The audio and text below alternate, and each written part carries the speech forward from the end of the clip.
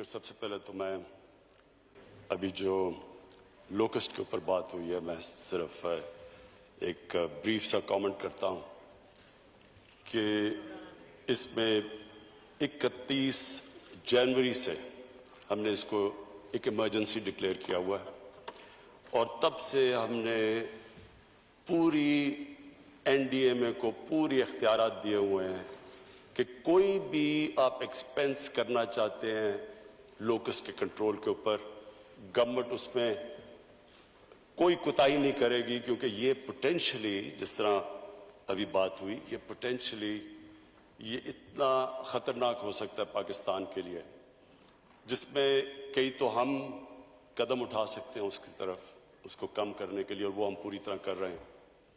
और अनफॉर्चुनेटली बीच में कोरोना आ गया और कोरोना की वजह से जो सप्लाईज आने थे इंग्लैंड से वो रुक गए, तो वो तो हम इंशाल्लाह पूरा जोर लगाएंगे। लेकिन मैं ये भी कह दूं आपको कि कई चीज़ें हमारे हाथ में नहीं है। इस वक्त ये हॉर्न ऑफ अफ्रीका के अंदर से ये जो उधर से लोकस्ट का ये बड़ा अनयूजुअल 25 साल में एक दफ़ा इस तरह का फिनोमेना होता है, तो वो उधर से जो आ रहा है वो एक हमें ख़तरा ये कि हिंदुस्तान से भी और ईरान से भी जो स्वॉर्म आएगा, हम अपना तो कंट्रोल कर लेंगे लेकिन उसका भी किसी को अंदाज़ा नहीं है। तो हम अल्लाह से दुआ करते हैं कि वो हमारे मुल्क पे अपने करम करे और रहम करे, क्योंकि ये एक्चुअली एक बहुत बड़ी थ्रेट है और इस पे इंशाल्लाह एक पूरी कौम मिल के इसका मुकाबला करेगी। अब स्पीकर साहब, मैं जो सब्जेक्ट से शुरू करना चाहता हूँ, मैं 5 पॉइंट्स पे बात करना चाहता हूँ। 5वीं तो कंक्लूजन है, 4 पॉइंट्स पे बात करना चाहता हूँ। जो पहली चीज़ है वो कोरोना का इशू है। स्पीकर साहब, ये जब पाकिस्तान में 26 केसेस हुए तो तब हमने एक्शन लिया। अभी कोई अमवात नहीं हुई थी कोरोना से। 26 केसेस के ऊपर हमने लॉकडाउन किया पाकिस्तान को। और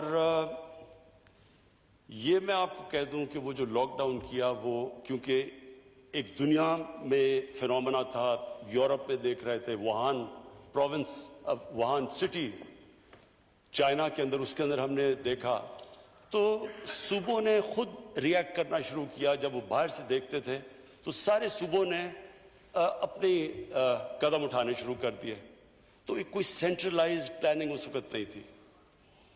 मेरा पहले दिन से और मेरी टीम का, मेरा पहले दिन से एक खदशा था कि ये एक ऐसा फिनोमेना है कि अगर हम वेस्टर्न यूरोप को कॉपी करें या वुहान को करें या बाद में जो अमेरिका में हो रहा था उसको करें, तो इसका पाकिस्तान और जो हमारा हिंदुस्तान का बरे सगीर है, हमारे सिचुएशन बहुत मुख्तलिफ था।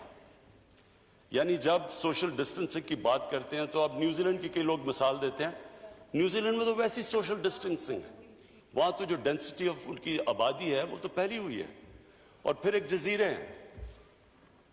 पाकिस्तान के अंदर हाई डेंसिटी पॉपुलेशन, कच्ची आबादियां, गरीब बस्तियां, जिधर 8-8, 9-9 लोग कमरों में, छाबड़ी वाले, डेली वेजर्स, ये एक बहुत बड़ा तबका था। जब ये हुआ तो मैंने पहले दिन इसके ऊपर बात की कि हमारे पास तो एक ड्यूल प्रॉब्लम है। हम बिल्कुल मुख्तलिफ हैं बाकी मुल्कों से। हमारी तरफ एक, हमने लोगों को कोरोना से बचाना है और दूसरी तरफ भूख से बचाना है, जो कि गुर्बत की वजह से लोगों को मरना है, उससे बचाना है। शुरू में तनकीद भी हमें बड़ी बर्दाश्त की कि लोगों ने कहा और सख्त लॉकडाउन करना चाहिए था। मेरे ऊपर बड़ा प्रेशर था, मेरे अपने लोगों से प्रेशर था, मेरी अपनी कैबिनेट के अंदर लोग समझते थे कि हम वो लॉकडाउन नहीं कर रहे जो होना चाहिए था, जो कि हिंदुस्तान ने कर दिया। जिस तरह का लॉकडाउन नरेंद्र मोदी की हुकूमत ने हमारे बाद किया। और जब अब हमारे पास एक डेटा सामने आ चुका है, क्योंकि नई नई चीजें थी, दुनिया भी एक्सपीरियंस से सीख रही थी, दुनिया देख रही थी, हर मुल्क अपने अपने एक्सपेरिमेंट कर रहा था। इंग्लैंड ने पहले उन्होंने कहा कि हर्ड इम्यूनिटी की तरफ जाएंगे, उन्होंने लॉकडाउन नहीं किया। जब केसेस बढ़े उन्होंने पूरा लॉकडाउन किया। ब्राजील ने انہوں نے لاک ڈاؤن نہیں کیا اس کے پریزیڈنٹ نے, تو آج وہ 50,000 لوگ مر چکے ہیں, اس سے بھی زیادہ. تو ہر ملک اپنے اپنے, کسی کو اندازہ نہیں تھا. میں آج ایک صرف اس کامنٹ کے اوپر آج بات کرنا چاہتا ہوں کہ بار بار یہ کہا جا رہا ہے کہ کنفیوژن تھی. اسپیکر صاحب, اگر کسی ملک کی گورنمنٹ میں کنفیوژن نہیں تھی وہ ہماری گورنمنٹ تھی پہلے دن سے. میں آج اپنے اپوزیشن ممبرز کو کہتا ہوں, 13 مارچ کو ہم نے لاک ڈاؤن کیا. 13 مارچ سے لے کے آج تک میری ایک سٹیٹمنٹ بتا دیں جس میں تضاد ہو. جو میں 13 مارچ سے کہہ رہا تھا, آپ کو ٹائم ملے گا پلیز, میں ابھی آپ کو کہتا ہوں, میں آپ کو چیلنج کرتا ہوں. میں نے کانسٹنٹلی 2 چیزوں پہ بات کی کہ کرونا اگر آپ کر سکتے ہیں, اگر آپ کی سنگاپور کی آبادی ہے, اگر آپ کے پاس $50,000 پر کیپٹا انکم ہے, اگر آپ کی نیچرل سوشل ڈسٹنسنگ ہے, تو سب سے بہترین چیز اس کو روکنے کی ہے کہ بالکل کرفیو لگا دو. میں نے تو یہ پہلے دن سے کہا, لیکن میں نے یہ بھی کہا کہ جو ہمارا ملک کی کنڈیشنز ہیں, ہمیں یہ سوچنا پڑے گا کہ اگر ہم یہ کرنے جا رہے ہیں تو وہ غریب طبقے کے اوپر کیا امپیکٹ پڑے گا. یہ کنسسٹنٹ میری سٹیٹمنٹس رہی ہیں. میں آپ کوئی اٹھا کے دیکھ, اب تو بڑا آسان ہے, سوشل میڈیا پہ ساری تقریریں آپ کے سامنے ہیں. کبھی کنفیوژن نہیں آئی. اور میں آج اپنی جو ٹیم, جو NCOC میں ہم نے ٹیم بنائی جس میں مختلف ڈاکٹرز بھی تھے, ہمارے ڈیٹا گیدر کرنے کے بھی لوگ تھے, اسد عمر وہ لیڈ کر رہے تھے. میں آج خاص ان کو خراج تحسین پیش کرتا ہوں کیونکہ یہ انہوں نے جس طرح کا وہ ادارہ تھا, اس ادارے کے اندر ہر روز ڈیٹا کلیکشن ہوتی تھی, دنیا کی ٹرینڈز دیکھی جاتی تھی, ایکسپرٹ اوپینین آتا تھا, اور وہ ڈاکٹرز کنسلٹ کرتے تھے باقی صوبوں کے ڈاکٹرز کو, باقی صوبوں کے ساتھ کوآرڈینیشن قائم کی. پہلے کوئی بھی ڈیٹا ہی نہیں تھا, ہمیں یہی نہیں پتا تھا کہ ہمارے پاس کتنے وینٹیلیٹرز ہیں پاکستان میں ہاسپٹل میں, کوئی کسی کو نہیں پتا تھا. ہمیں یہ کوئی اس طرح کے ہمارے پاس پاکستان میں انٹینسو کیئر بیڈز کتنے ہیں, ٹرینڈ سٹاف کتنا ہے, یہ کوئی ڈیٹا اویلیبل نہیں تھا. یہ NCOC نے ہر روز میٹنگز کر کے ڈیٹا اکٹھا کیا. انہوں نے دنیا کی ٹرینڈز اس کے مطابق پھر کوشش ہمارے پیکیولر سرکمسٹانسز پہ کی. اسپیکر صاحب, اس کی وجہ سے میں تو ان کی داد دیتا ہوں کہ اس کی وجہ سے ہماری جو ڈیسیجن میکنگ تھی, ہمارے فیصلے تھے, وہ بالکل ان کے اندر تضاد نہیں آیا اور ہم کنسسٹنٹلی آگے بڑھے. اب وہ دیکھیں, 2 طرف سے تنقید تو ایک طرف سے ہوئی کہ آپ نے پوری طرح لاک ڈاؤن لگا دینا ہے. ہندوستان کی جو آج رپورٹس ساری دنیا کے اندر آ رہی ہیں, کل نیو یارک ٹائمز کے اندر آئی ہے رپورٹ, جو تباہی ہندوستان میں کمپلیٹ لاک ڈاؤن سے جو ہوئی ہے, وہاں فگرز ہیں کہ 34% لوگ شدید غربت میں پڑ گئے ہیں, غریب کچلا گیا ہے. لاک ڈاؤن لگایا, سوچا ہی نہیں کہ غریب آدمی کدھر جائے گا. ہزاروں لاکھوں لوگ سڑکوں کے اوپر نکلے ہوئے ہیں, بیچارے بیگ اٹھا کے ٹرانسپورٹ کر دی, سڑکوں کے اوپر لوگ مر گئے. یہ جو سٹڈی آئی ہے جو اب ہندوستان کی, کہ اس لاک ڈاؤن جس طرح کا اب سب کے سامنے ہے کہ اس لاک ڈاؤن کا کس طرح کا امپیکٹ پڑا, ایک انسانوں کے اوپر غربت پہ, اور دوسرا آج ہندوستان کی ریٹ دیکھیں, آج وہاں کا جو کرونا وائرس کا جو سپریڈ ہے وہ پاکستان سے کم ہے, ہمارے سے زیادہ تیزی سے سپریڈ کر رہا ہے. وہاں بھی مشکل ہے ہسپتالوں میں, ممبئی کے اندر, دلی کے اندر لوگ باہر کھڑے ہوئے ہیں, ہسپتال بھرے ہوئے ہیں. تو میں آج اسپیکر صاحب پھر سے اپنی ٹیم کو خراج تحسین پیش کرتا ہوں. کبھی ہمارے میں کنفیوژن نہیں تھی, کبھی کوئی کنفیوژن نہیں تھی, جو ہر روز میٹنگ کر کے اب تک ہم یہاں پہنچے. لیکن میں آج اپنی ساری قوم کو یہ بتانا چاہتا ہوں کہ یہ بڑا مشکل مرحلہ ہمارے سامنے آج ہے. ہمارا جب ہم نے یہ کھولا اور کیوں کھولا ہم نے؟ سب سے پہلے ہم نے کھولا کنسٹرکشن. آج ساری دنیا کہہ رہی ہے کہ لاک ڈاؤن سے نقصانات زیادہ ہیں. جو کرونا کا کنٹرول ہے وہ اتنا نہیں ہوتا، نقصان زیادہ ہوتا ہے. ہندوستان کی اگزامپل کے علاوہ آج آپ امریکہ میں دیکھ لیں، دنیا کا سب سے امیر ملک، وہاں دیکھیں نیو یارک میں کیا ہوا. آج 23 اسٹیٹس کے اندر کرونا بھی بڑھ رہا ہے اور وہ لاک ڈاؤن بھی کھول رہے ہیں. جو دنیا کا سب سے امیر ترین ملک ہے وہ بھی یہ ریئلائز کر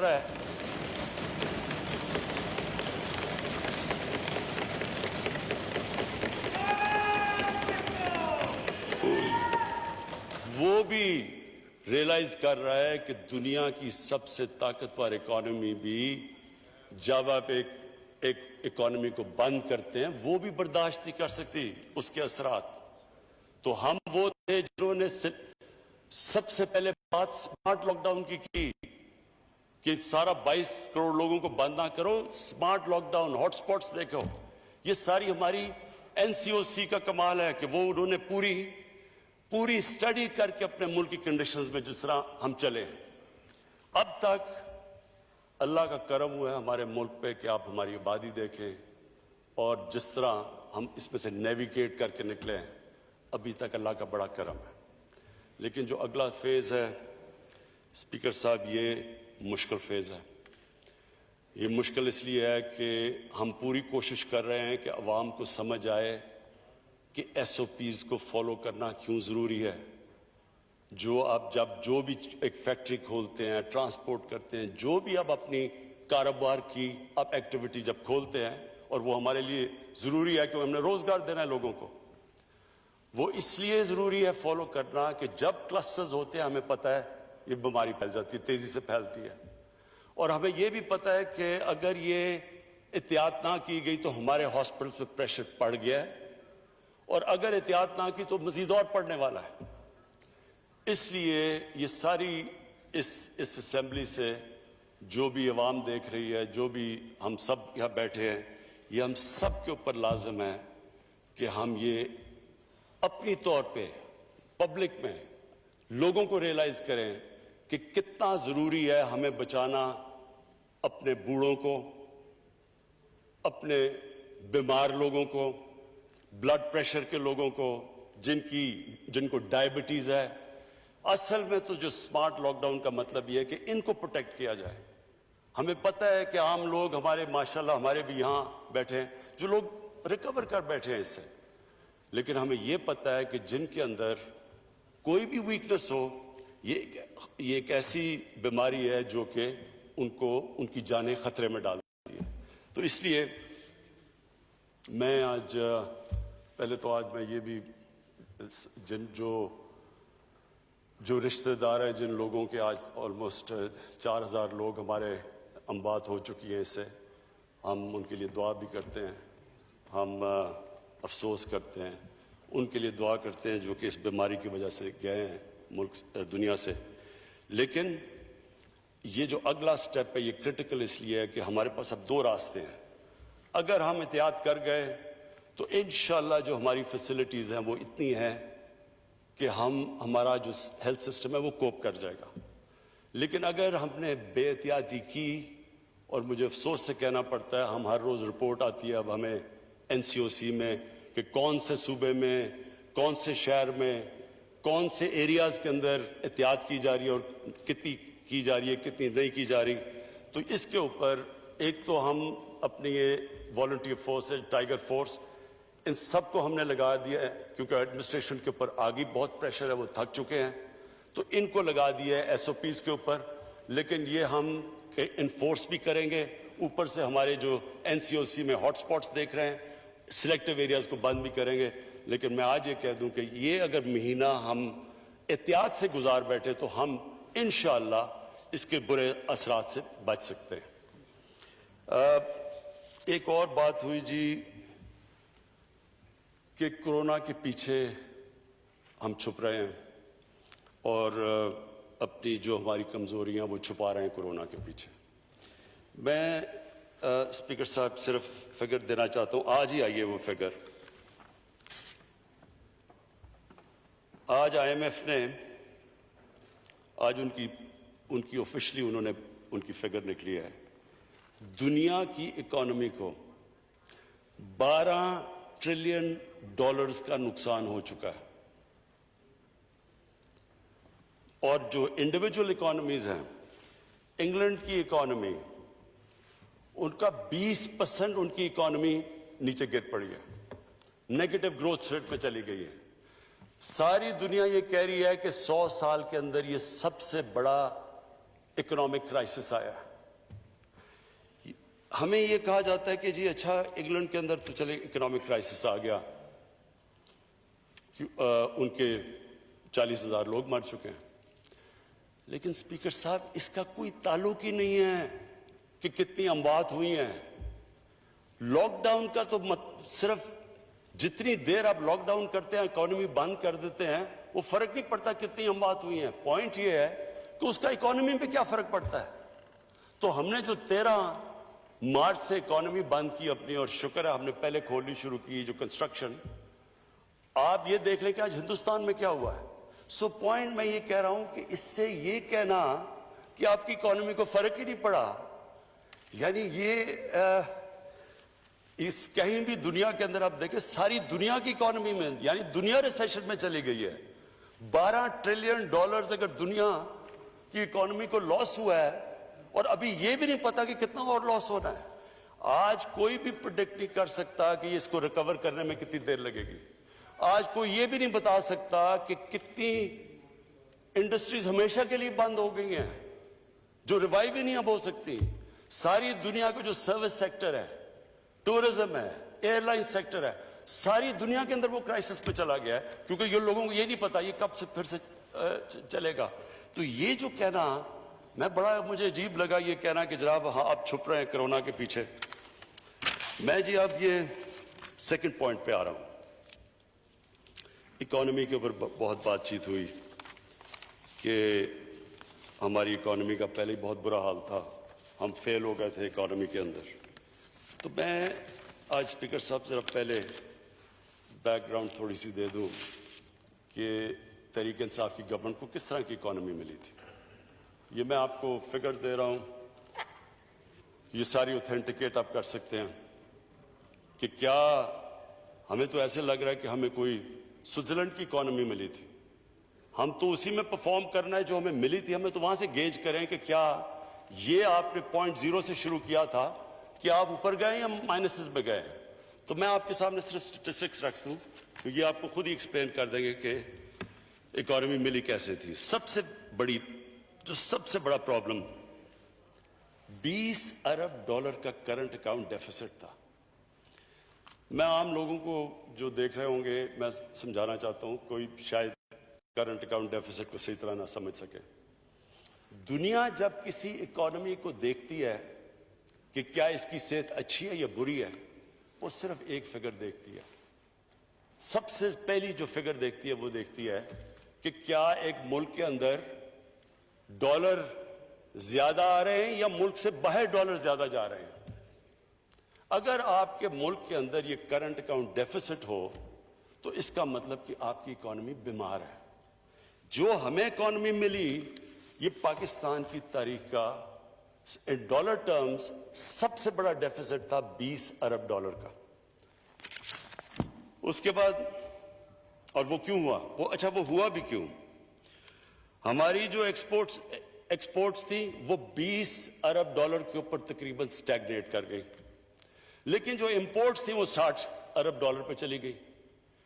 جب اتنا بڑا تضاد امپورٹ اور ایکسپورٹ پہ ہو تو اس کا سب سے بڑا امپیکٹ کدھر جا رہا تھا, ایکسچینج ریٹ کے اوپر. ڈالر کم ہو جاتے ہیں, ڈالر کی قیمت اوپر, روپے کی قیمت نیچے, تو پرابلمز تو سارے ادھر سے شروع ہو جاتے ہیں. جب ہم آئے تو سب سے بڑا مسئلہ کیا ہوا, مہنگائی. اب مہنگائی کیسے نہ ہوتی. مہنگائی جب روپیہ پہلے 104 پہ تھا, جب ہمیں ملا, جب تک ہماری باری 122 پہ ہو گیا, اور وہ ہمارا جا کے اینڈ میں روپیہ پہلے گرا اور پھر سٹیبلائز کر گیا جو ہم نے قدم اٹھائے.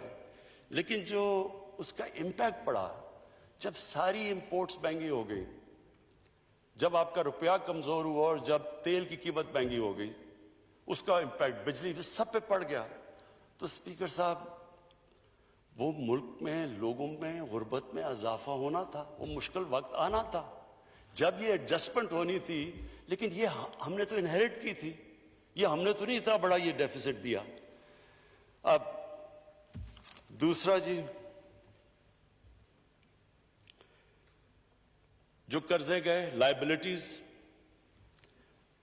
2013 میں 16 ٹریلین 16,000 ارب روپے کا قرضہ تھا. جب ہماری باری آئی تو وہ ٹوٹل لائبلٹی 1,000 ارب پہ پہنچ گئی. سال جو ہم نے جتنی کلیکشن کی, وہ پہلا سال ویسی مشکل تھا, آدھا اس کا چلا گیا ان کے قرضوں کی قسطیں, ان کے لیے ہوئے قرضوں کی قسطیں ادا کرنے میں. خود سوچے کہ اس کے بعد کتنا پیسہ رہ گیا سارا ملک چلانے کے لیے. جو ریزروز تھے ان کے 20 ارب ڈالر کے ریزروز تھے, وہ کریش کر کے 10 ارب ڈالر پہ آگے جب ہمیں گورنمنٹ ملی. اور میں آپ کو یہ بھی بتاؤں کہ حال یہ تھا شروع میں کہ ہمارے پاس پیسے نہیں تھے, جو لائبلٹیز تھیں, جو ایکسٹرنل لائبلٹیز تھیں, ہمارے پاس پیسے نہیں تھے. اسپیکر صاحب, دنیا میں گئے, اپنے دوستوں کے پاس گئے, پیسے مانگنے گئے کہ جناب ہمارے پاس ریزروز نہیں ہیں, ہماری مدد کریں. دیکھیں اسپیکر صاحب, میں اس ملک کا سب سے بڑا فنڈ ریزر ہوں, 30 سال سے پیسے اکٹھے کر رہا ہوں. مجھے کبھی شرم نہیں آئی پیسے اکٹھے کرتے ہوئے جب میں پاکستانیوں سے پیسے اکٹھے کرتا ہوں اپنے ملک کے لیے,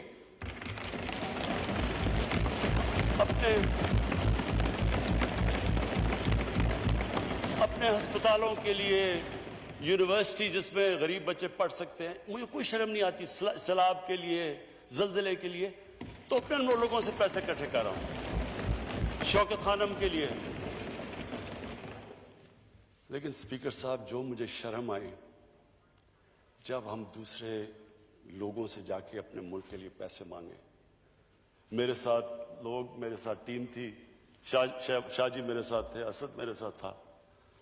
دیکھیں, آپ جو مرضی کر لیں, آپ کا جتنا مرضی وہ خیر خواہ ہو, دوست بھی ہو, لیکن جب آپ ہاتھ پھیلاتے ہیں نا کسی کے سامنے, اس کی آنکھوں میں ایک لک آتی ہے, اور وہ صرف میرے لیے شرم کی بات نہیں, میرے ملک کے لیے, کہ میں ملک جب جا کے کسی سے پیسے مانگتا ہے, اور وہ ہم کیوں مانگ رہے تھے, ہمارے پاس پیسے نہیں تھے, ہم ڈیفالٹ کرنے کے سٹیج پہ آئے ہوئے تھے.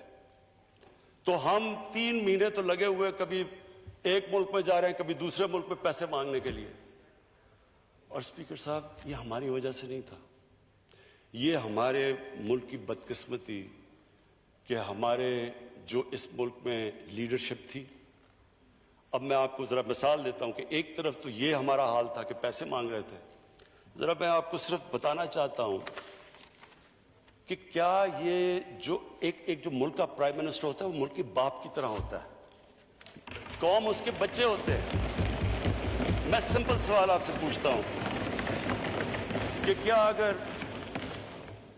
اگر میرے بچے بھوکے ہیں, اگر میں بچوں کو صحیح علاج نہیں کروا سکتا, تو کیا میں ایک بادشاہ کی طرح رہوں گا اور بچے میرے بھوکے رہیں گے؟ کیا میں اپنے خرچے نہیں کٹ کروں گا؟ میں صرف آپ کو یہ اس لیے بتا رہا ہوں کہ یہ مائنڈ سیٹ ریفلیکٹ کرتا ہے. اسپیکر صاحب, میں واشنگٹن گیا, ٹوٹل پیسہ جو میں نے خرچ کیا $67,180. یہ میرا سارا ٹرپ کا تھا. ٹھہر جائے ایک منٹ پہلے. نواز شریف نے وہی ٹرپ کی واشنگٹن کی, $549,000. آصف زرداری نے وہ ٹرپ کی $752,000. اب میں صرف یہ پوچھ رہا ہوں کہ کیا وہاں جانے سے, اتنے زیادہ پیسے خرچ کرنے سے کیا ان کے حکمرانوں نے سمجھا ہوگا کہ یہ جو کتنے زبردست لوگ ہیں، یہ کتنے بڑے ہوٹل میں ٹھہر رہے ہیں؟ ایک طرف آپ پیسے مانگ رہے ہیں ان سے، دوسری طرف آپ اس طرح ٹھہر رہے ہیں۔ میں آپ کو کہتا ہوں کہ ویسٹرن ڈیموکریسی کے لیڈر اتنا پیسہ خرچ نہ کرے جو یہ ہیں۔ آگے آ جائے جی، یو این کی وزٹ، آصف زرداری نے خرچ کیا $1.3 ملین، $13 لاکھ۔ نواز شریف نے خرچ کیا $11 لاکھ۔ شاہد خاقان عباسی نے کیا $7 لاکھ۔ وہی ٹرپ میں نے $162,000 پہ کی، $1,62,000، 10 گنا زیادہ فرق۔ ڈیووس گئے، ڈیووس میں جناب گیلانی صاحب گئے تو انہوں نے $460,000 پہ کی، نواز شریف نے $762,000 پہ کی، شاہد خاقان عباسی نے $561,000 پہ کی، اور میں نے کی $68,000 پہ۔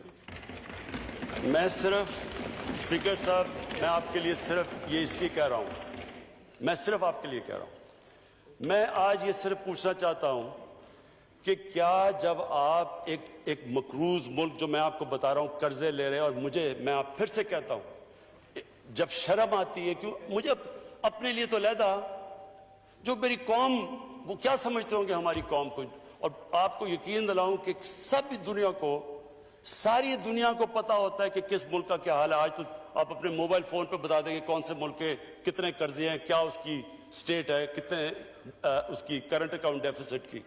تو ایک طرف ہم قرضے لیتے جا رہے تھے، ہماری 10 سالوں میں لائبلٹیز گئیں 6,000 ارب سے 30,000 ارب پہ، لیکن جو لوگ اوپر بیٹھے ہوئے تھے، کیا ان کو نہیں پتا تھا کہ یہ ملک ایک ڈالر امپورٹنٹ ہوتا ہے؟ کیونکہ آپ ایک ملک کے اندر کلچر بناتے ہیں، آپ لوگوں کو بتاتے ہیں کہ ہمیں فکر ہے۔ جب میں فکر کرتا ہوں تو مجھے امید ہوتی ہے کہ باقی بھی سارے مجھے دیکھتے ہیں۔ میں نے اگر اپنا یہ جو سٹاف تھا میرا پرائم منسٹر ہاؤس کا، 534 کام کرنے والے تھے، وہ آدھے کر دیے، پیسہ ہم نے کم کر دیے، اور اسپیکر صاحب بھی اور بھی کم ہو سکتے ہیں، لیکن وہ سٹاف آج کل کے زمانے میں ان کو بے روزگار نہیں کرنا چاہتے تھے، ہم اور بھی کم کر سکتے ہیں۔ ہر جگہ جب کہ کہیں بھی دنیا میں جب ایک آسٹیریٹی، ایک ملک مشکل میں آتا ہے تو ایک پھر حکمرانوں اپنی اگزامپل سے لیڈ کرتے ہیں، وہ یہ نہیں کرتے کہ خود پیسے اور لوگوں کو کہیں کہ وہ پیسے نہ خرچ کریں۔ آگے آ جائے جی، اسٹیٹ بینک کی بوروئنگ جو ہمیں ملا 6 ٹریلین روپیہ خرچ کیا، 6,000 ارب روپیہ سپریم کورٹ سے لیا، جو ہم نے ختم کر دیا، ہم نے کوئی بورنگ نہیں کی۔ پھر جی جو 70% جو قرضے تھے، 70% وہ شارٹ ٹرم تھے، ہم نے آ کے الٹا کر دیا، ہمارے آج 76% قرضے لانگ ٹرم ہو گئے، ہم نے وہ چینج کر دیا ڈیٹ کا، کیونکہ شارٹ ٹرم زیادہ مہنگے ہوتے ہیں۔ میں صرف یہ یاد کرا رہا ہوں کہ یہ سچویشن تھا کیا۔ سرکولر ڈیٹ، انہوں نے 2013 میں ساری سرکولر ڈیٹ 480 یا جتنی بھی تھی انہوں نے واپس کر دی۔ اس کے بعد جب ہمیں ملی گورنمنٹ 1.2 ٹریلین روپیز کی سرکولر ڈیٹ پہنچ گئی، 1200 ارب۔ کانٹریکٹس، اب ہم پھنس کیسے گئے؟ سارے کانٹریکٹس پہلے کے سائن ہوئے ہیں۔ ہمارے دور میں تو مجھے کریکٹ کر دے اگر عمر یوں میں بیٹھا ہے، کہ ہمارے دور میں تو ایک ونڈ پاور کے کانٹریکٹ ہیں جو کہ 4 یا 5 سینٹ پہ ہوئے ہیں، باقی تو سارے پرانے کانٹریکٹس تھے۔ تو ایک تو ادھر پھنس گئے، بجلی مہنگی پروڈیوس ہو رہی ہے، بیچ رہے ہیں سستے، بیچ میں سرکولر ڈیٹ آ گئی۔ اس کے بعد گیس کے 15 سال کا کانٹریکٹ ہم نے LNG کا کر لیا، وہ ہم نے تو نہیں کیا۔ اب وہ گیس اسے آدھی قیمت کی بک رہی ہے، اس سے بھی کم، لیکن ہم 15 سال ہم نے تو نہیں کیا۔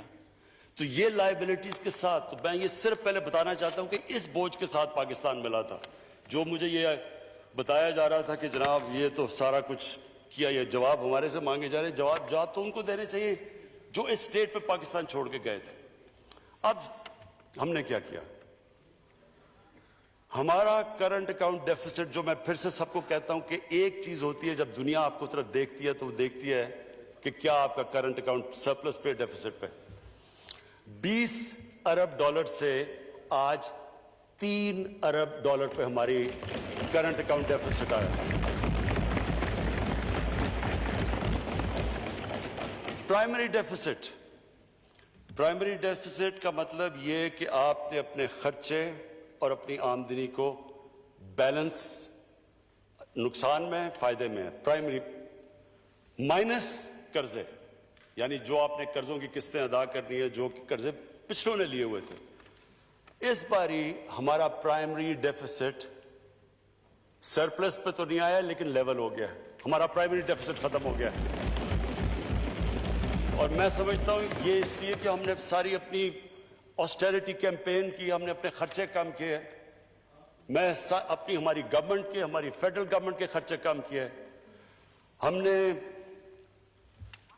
پاکستان آرمی کو کہا، پہلی دفعہ پاکستان کی فوج نہیں، یہ دوسری دفعہ ہے کہ انہوں نے ریل ٹرم سے اپنے خرچے کم کیے جبکہ ہندوستان اپنے خرچے بڑھا رہا ہے.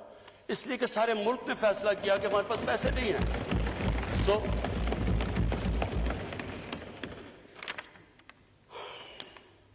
اس کے بعد جی جو چیز مجھے خاص خوشی ہے جو ہم نے کی وہ یہ کہ ہم نے جو غریبوں کے لیے، جو عام لوگوں کے لیے، جو ہمارا احساس پروگرام جو پاکستان کی تاریخ کا سب سے بڑا پروگرام ہے، عام لوگوں کو غربت سے نکالنے کا، پاورٹی ایلیویشن کا، اس کو اس برے وقت میں جبکہ کووڈ کے جو آخری یہ جو کوارٹر تھا ہماری کریش کر گئی، جس طرح ساری دنیا میں ریونیوز کریش کے جب ہمارے کر گئے تو اس کے ہم نے 208 ارب بلکہ کم نہیں کیا، احساس پروگرام کا ہم نے اس کی زیادہ بڑھا دیا. ٹیکس پہ آ جائیں جی. پچھلے 3 سال میں سب سے زیادہ ٹیکس اکٹھا ہوا 17% پہ. کووڈ سے پہلے جب یہ کرونا وائرس کی لاک ڈاؤن نہیں ہوا تو ہمارا 17% ہمارا ٹیکس کی گروتھ تھی. ہمارا نان ٹیکس ریونیو 33% بڑھا. ہماری فورن ڈائریکٹ انویسٹمنٹ 1 ارب ڈالر سے گئی 2.1 ارب ڈالر پہ ڈبل ہوئی فورن ڈائریکٹ انویسٹمنٹ. ہماری ریمیٹنسز میں 3% اضافہ ہوا. ہماری ایکسپورٹس مارچ کے اندر جب یہ کووڈ سے پہلے جو ہماری ایکسپورٹس تھی وہ پچھلے 10 سال میں سب سے تیزی سے آن اے منتھ بیسس ہماری ایکسپورٹس بڑھ رہی تھی. اور ہماری جو ریٹنگ تھی، جو کہ دنیا کی ریٹنگ ایجنسیز ریٹ کرتی ہے ملک کو، ہماری B3 پازیٹیو چلی گئی، یعنی کہ دنیا ریکگنائز کرنا شروع ہوگی کہ اکانومی ہماری امپروو کر گئی ہے. اور اب تک ہم 5,000 ارب روپے قرضے واپس کر چکے جو قرضے پچھلی حکومتوں نے لیے.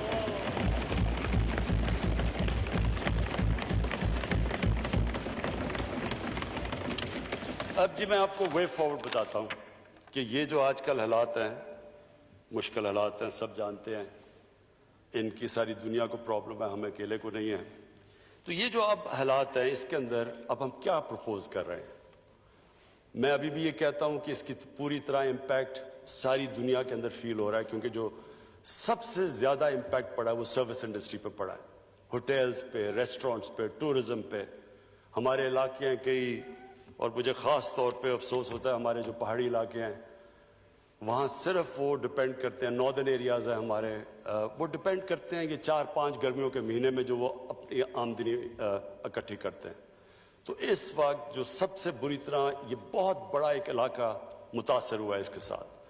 ہماری کوشش تو ہے کہ ہم کسی طرح SOPs کے ساتھ تھوڑی ٹورزم کھولیں، لیکن ہر وقت پریشر پڑا ہوا ہے کہ ایک طرف ہمیں فکر ہے کہ یہ وہ کرتے ہیں تو کرونا اوپر نہ چلی جائے، دوسری طرف لوگوں کی جانیں بچائیں، لوگ بھوکے نہ مر جائیں. تو یہ سب سے تو ابھی ہم کوئی پریڈکٹ نہیں کر سکتے کہ اس کا کتنا فال آؤٹ آئے گا. تو ہم اس کے لیے ویسے میں کہنا چاہتا ہوں کہ پوری طرح ہم تیار بیٹھے ہیں. ہم نے اسپیشل ریزرو کیے ہوئے ہیں کہ اگر ہمیں ضرورت پڑے تو ہم پیسے یہاں استعمال کریں. تو نمبر 1 ہم نے جو سب سے پہلے اپنا جو اکانومی کا शोबा खोला वो था कंस्ट्रक्शन। इस वक्त पाकिस्तान की तारीख में कभी भी कंस्ट्रक्शन सेक्टर को इतना ज्यादा इंसेंटिवाइज नहीं किया जो आज किया गया। 30 अरब रुपया तो हमने सिर्फ रखा हुआ है कंस्ट्रक्शन इंडस्ट्री के लिए आसानियां पैदा करने के लिए उनको, ताकि सस्ते कर्जे मिल जाएं, ताकि वो हमारे जो एक ड्रीम है कि हम इस मुल्क में अफोर्डेबल हाउसेस यानी उन लोगों के लिए घर बनाएं जो बेचारे घर अफोर्ड नहीं कर सकते, उसके लिए 30 अरब रुपया रखा हुआ है ताकि उनको सब्सिडाइज रेट के ऊपर मिले इंटरेस्ट, ताकि वो अगर जो आसान किस्तों में वापस कर सके, वो लोग जो कभी खरीद नहीं सकते घर उनको मौका मिल जाए। तो ये जो कंस्ट्रक्शन है सबसे ज्यादा कभी भी कंस्ट्रक्शन इंडस्ट्री को इस तरह के इंसेंटिव नहीं दिए गए। ये हमारा नंबर 1 है। दूसरा एग्रीकल्चर, अब तक 50 अरब रुपया हमने रखा है, हमने इनकी खादों की कीमतें भी हमने सब्सिडाइज की हैं, पानी के ऊपर भी काम कर रहे हैं।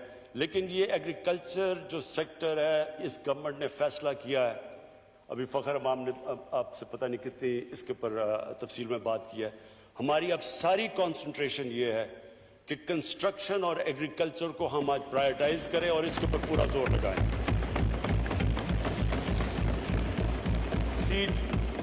सीड डेवलपमेंट के अंदर क्योंकि हम पीछे रह गए हैं बहुत, और इसमें हम चाइना की पूरी मदद दे रहे हैं। मैं आपको कहना चाहता हूं कि चाइना से मुसलसल हमारी कोशिश है कि उनसे टेक्नोलॉजी ट्रांसफर करवाई जाए एग्रीकल्चर सेक्टर के ऊपर।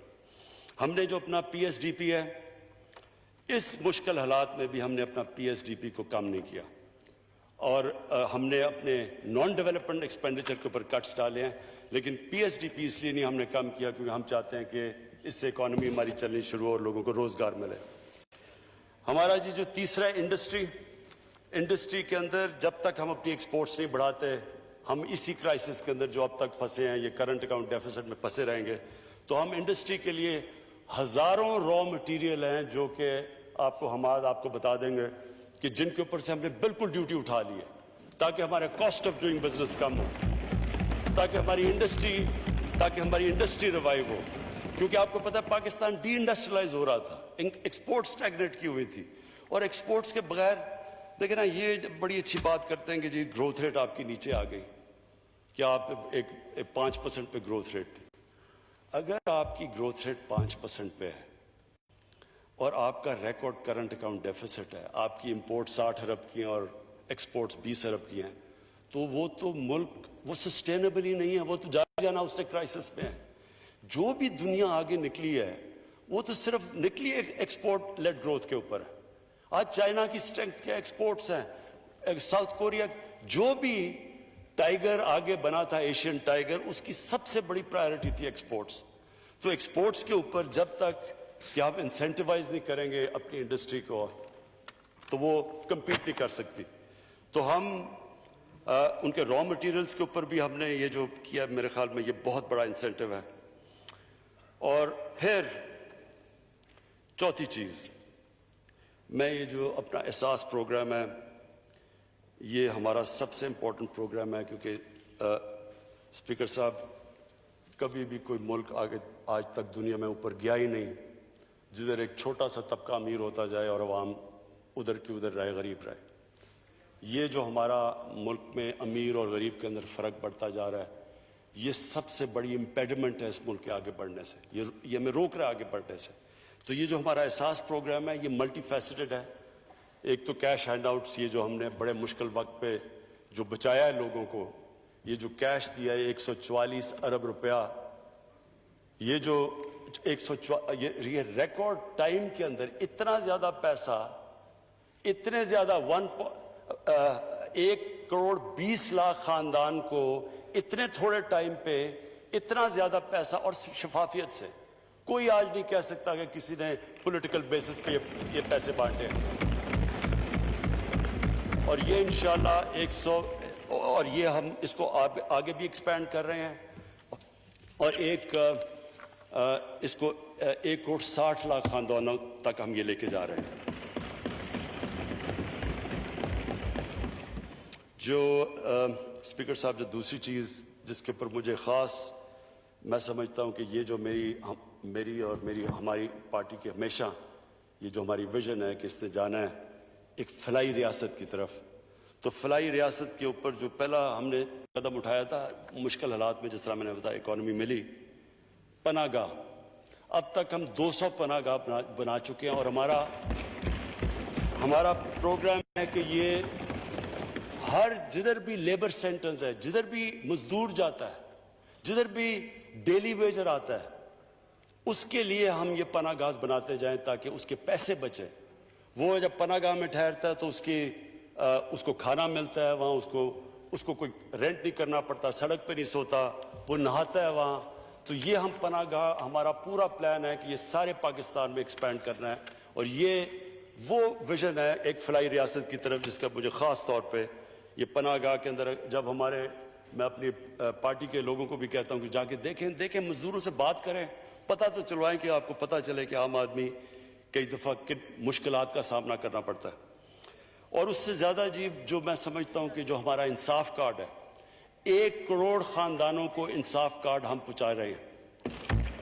کے پی کے اندر کے پی کی گورنمنٹ نے فیصلہ کیا کہ وہ سارا نچلے طبقے کو احساس کارڈ، اور سارا جو فاٹا کا علاقہ ہے ان سب کو احساس کارڈ، جس میں 7 لاکھ،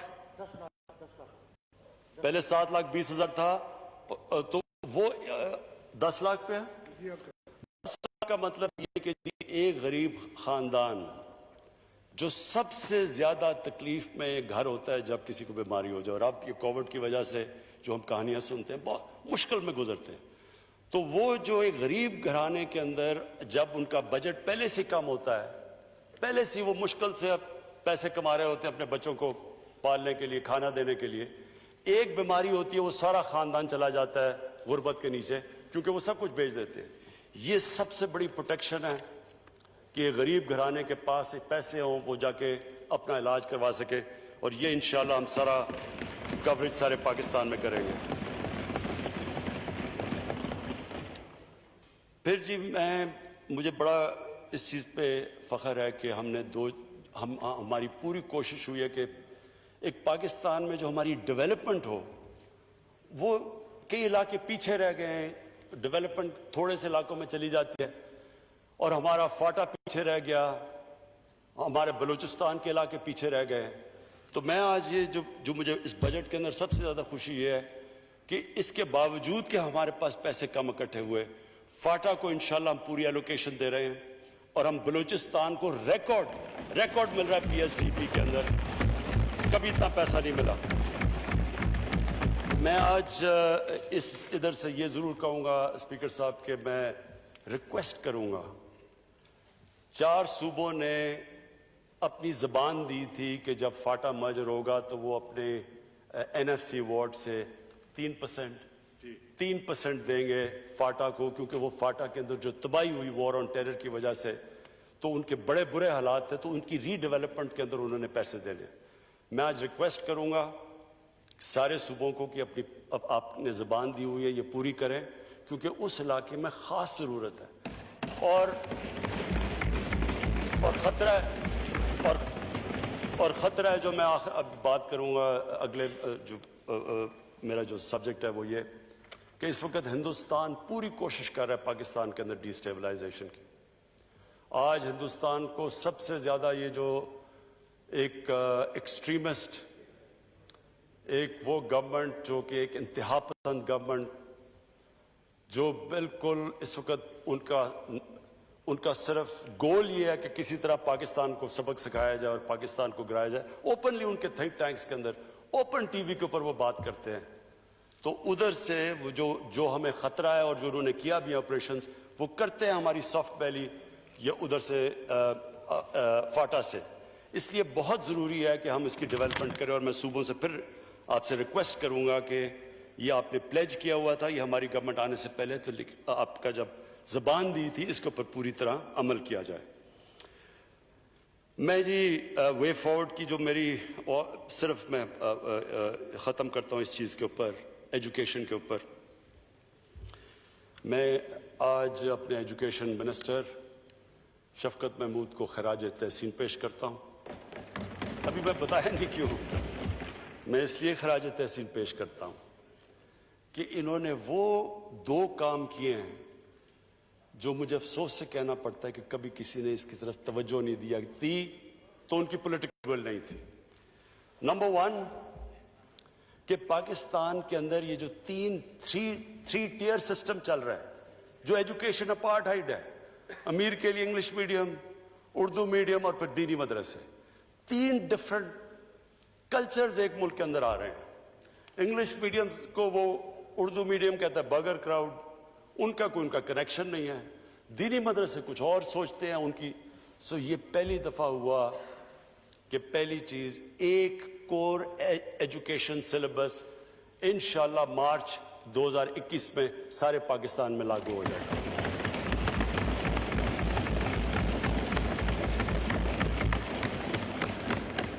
اس میں انہوں نے بڑی کنسلٹیشنز کی ہیں, بڑی مشکل پرائیویٹ سکول سب کو بٹھا کے. میرے خیال میں ایک یہ بہت بڑی اچیومنٹ ہے. اور دوسری کہ دینی مدرسوں کو مین سٹریم میں لانا, یہ پہلے بھی کوششیں ہوئی ہیں. تقریباً 25 لاکھ بچے پڑھتے ہیں دینی مدرسوں میں. آج تک کسی نے نہیں سوچا کہ وہ کیوں نہیں مین سٹریم میں آ سکتے, وہ کیوں نہیں ڈاکٹرز انجینئرز بن سکتے. دین پڑھیں لیکن باقی اور چیزیں بھی کریں. تو یہ جو بڑا انہوں نے کنسلٹیشن سے, دینی مدارس سے, پوری کنسلٹیشن سے اب یہ آیا کہ ان کو بھی ساتھ ساتھ اپنی سلیبس کے وہ بھی سبجیکٹس پڑھائے جائیں گے تاکہ وہ بھی ان کے آپشنز ہوں کہ سوسائٹی میں وہ جو بھی کرنا چاہیں وہ کر سکیں. میری آخری 2 پوائنٹس ہیں جی فورن پالیسی کے اوپر. میں یہ سمجھتا ہوں کہ اس گورنمنٹ کی جو سب سے بڑی کامیابی ہے وہ فورن پالیسی میں.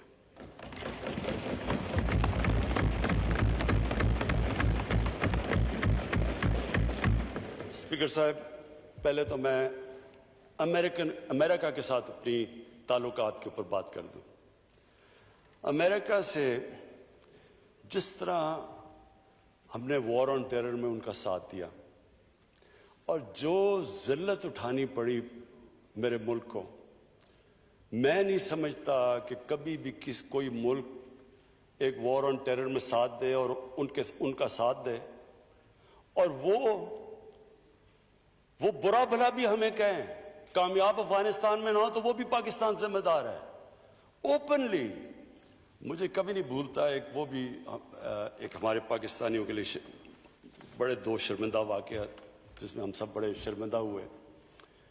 ایک ہوا جی اسامہ بن لادن کو انہوں نے امریکنز نے آ کے ایبٹ آباد میں مار دیا, شہید کر دیا. اس کے بعد کیا ہوا؟ ساری دنیا نے ہمیں گالیاں نکالی, برا ہمیں کہا, ہمیں برا بھلا کہا. یعنی ہمارا اہلائے ہمارے ملک میں آ کے مار رہا ہے کسی کو اور ہمیں نہیں بتا رہا, اور 70,000 پاکستانی مر چکے ہیں ان کی جنگ کے لیے.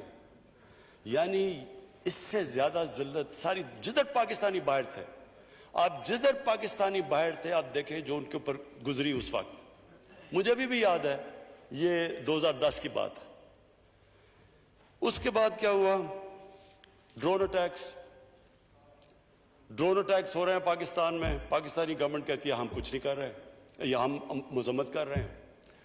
سینیٹر کارل لیون, یہ یہاں اخباروں کے اندر فرنٹ پیج میں آیا. سینیٹر کارل لیون سینٹ کی اوپن کمیٹی, فورن ریلیشنز کمیٹی کی ہیئرنگ کے اوپر کہتا ہے, ایڈمرل ملن سے پوچھتا ہے کہ جی آپ یہ کیوں یہ پاکستانیوں کو یہ کیوں آپ ڈرون اٹیکس کرتے ہیں جب پاکستانی گورنمنٹ آبجیکٹ کرتی ہے, جب مذمت کرتی ہے, آپ کیوں کر رہے ہیں؟ ایڈمرل ملن کہتا ہم پاکستان کی گورنمنٹ کی اجازت سے ڈرون اٹیکس کر رہے ہیں. وہ آگے سے کیا کہتا؟ میں یہ جو کہتا ہوں کہ جو ہم نے یہ 10 سالوں میں ذلت, یہ جو سارا وار آن ٹیرر کے اندر, کہ ہمیں یہ نہیں پتا تھا کہ ہم ان کے الائے ہیں یا ان کے دشمن ہیں. وہ آگے سے کہتا کہ یہ پاکستانی گورنمنٹ کیوں اپنے لوگوں سے جھوٹ بولتی ہے, کیوں نہیں سچ بولتی ان کے ساتھ, کیوں یہ ڈبل فیسڈ ہے.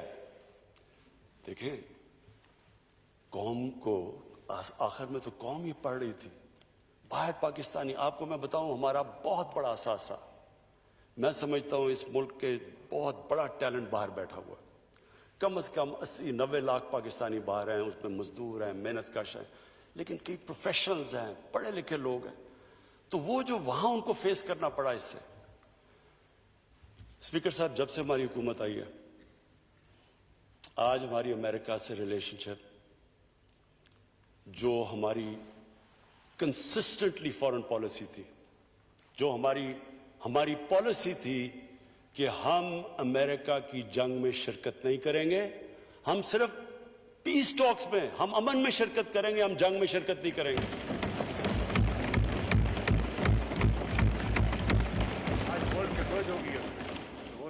आज ये था कि उनका जो सबसे हार्ड लाइन, सेनेटर लिंडजी ग्रैम, वो पाकिस्तान आता है और पाकिस्तान आके स्टेटमेंट देता है कि जो तहरीक इंसाफ और इमरान खान कह रहा था, there is no military solution, there is only political solution, endorse करता है आके।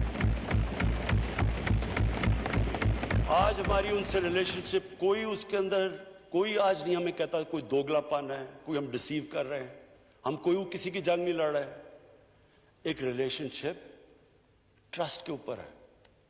मैं ये नहीं कह रहा कि हमारा कोई इसकी वजह से कोई पाकिस्तान को हमें कहना कि जी हमें उनसे कोई एड ले या कुछ ले, एक तो मुझे ये भी शर्म आती है, सारा वक्त हम ये एक्सपेक्ट करते हैं, लेकिन हमारी रिलेशनशिप अब हमें वो कोई जलील नहीं कर रहा। वहां हमें जब भी वो मैं जो डोनाल्ड ट्रंप मिला है, इज्जत दी है उसने कोई हमें कोई कहा नहीं कि जी मेरे लिए, बल्कि रिक्वेस्ट करता है कि हमारी मदद करो अफगानिस्तान में अमन लाने के लिए।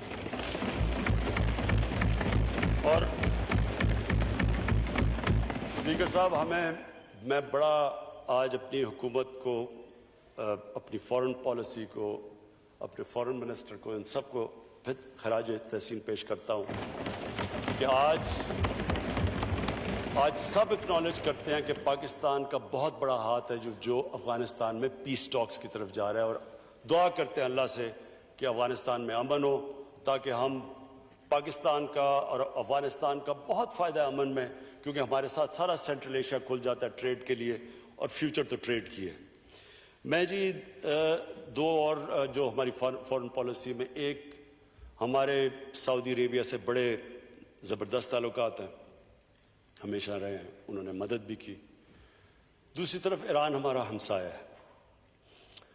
हमने पूरी कोशिश की और कर रहे हैं कि किसी तरह सऊदी अरेबिया और ईरान के अंदर ये जो फैलाया जा रहा है, और मैं आपको ये यकीन दिलाता हूं कि ये एक ऐसे स्पॉयलर्स हैं, वो चाहते हैं कि इधर कॉन्फ्लिक्ट हो। सारे मुसलमान दुनिया में उठा के देख लें, लिबिया से देखें, हर जगह तबाही मची हुई है, सीरिया में देख लें, अफगानिस्तान में भी अभी थोड़ा ठीक हो रहा है, सोमालिया, तो वो चाहते हैं कि यहाँ एक कॉन्फ्लिक्ट हो जाए। मैं बड़े फ़ख्र से कहता हूँ कि हमें दोनों ने रिक्वेस्ट किया, ईरान ने भी रिक्वेस्ट किया, सऊदी अरेबिया ने भी रिक्वेस्ट किया कि आप कोशिश करें कि हमारे ताल्लुकात बेहतर करें, और हम कर रहे हैं कोशिश। हालांकि उसके अंदर प्रॉब्लम्स हैं, क्योंकि और प्लेयर्स भी इसके अंदर वो चाहते नहीं, लेकिन बात यह है कि पाकिस्तान आज वो मुल्क नहीं है जो हमें अक्यूज़ किया जाता था कि कभी किसी में जंग में शिरकत कर रहे हैं, कभी कोई जंग, कभी किसी मसले का हल नहीं होता।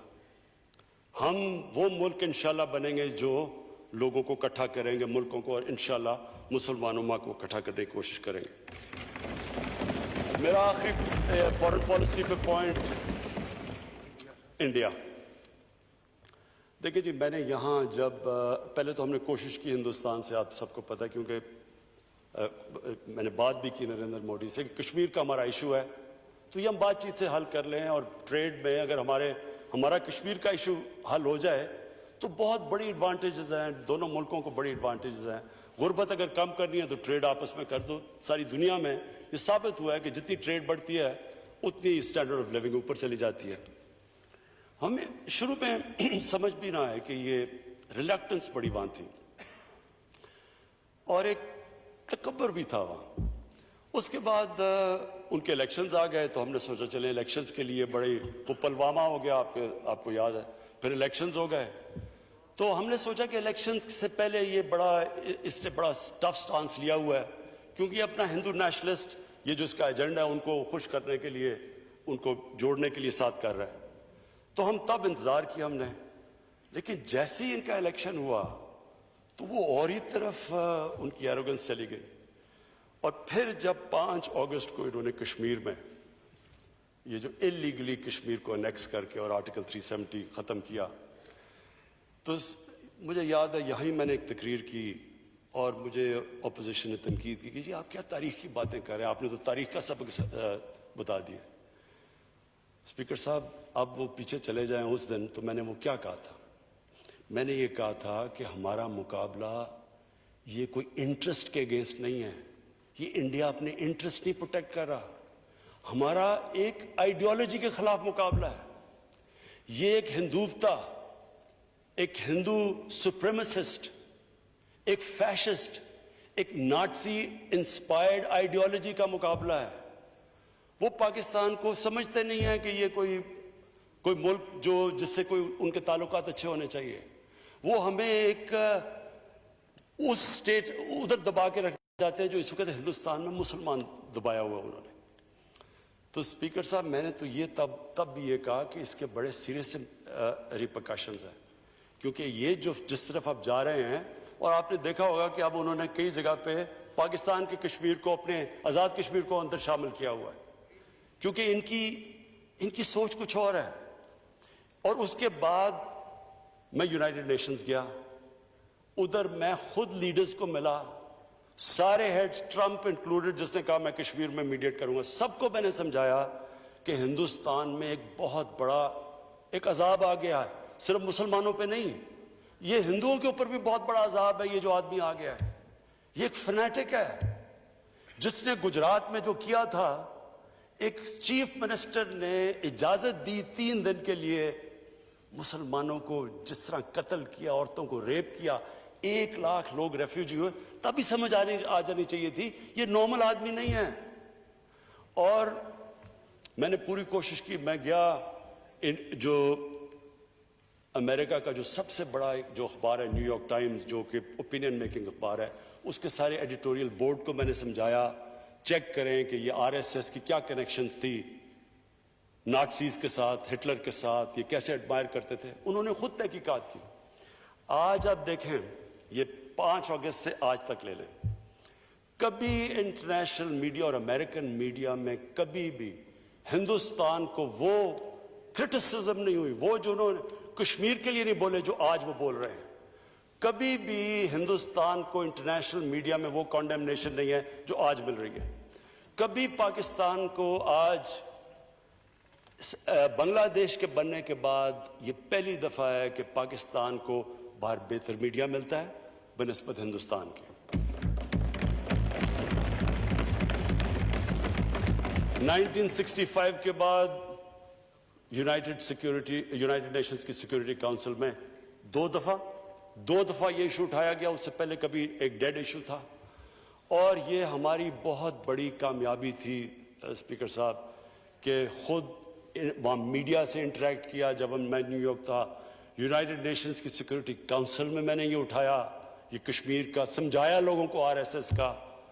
اور اس سے آج آپ دیکھیں کہ سارے جتنے بھی جو اسٹیبلشڈ ویسٹرن اخبار ہیں، سب کے اندر ان کو جو اب جو یہ RSS کو کہا جاتا ہے کہ جو کیسے انہوں نے تباہی مچا رہی ہے، سیکولرزم کی ختم وغیرہ وغیرہ.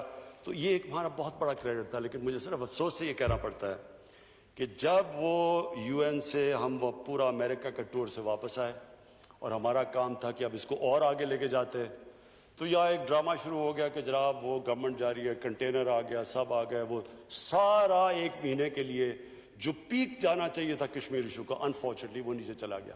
لیکن میں آپ کو یہ کہنا چاہتا ہوں کہ یہ کشمیر ایشو آج دنیا کے اندر ادھر پہنچ گیا ہے. خاص طور پہ نریندر مودی نے پھر وہ حرکتیں کی، وہ جو اس نے 2 لیجسلیشن پاس کی خاص طور پہ مسلمانوں کو کرنے کے لیے. اور پھر جب ٹرمپ آیا تو ٹرمپ کے دوران جو پروگرام ہوا، جو انہوں نے مسلمانوں کا قتل عام کیا، تو یہ دنیا میں اب ایشو بن چکا ہے.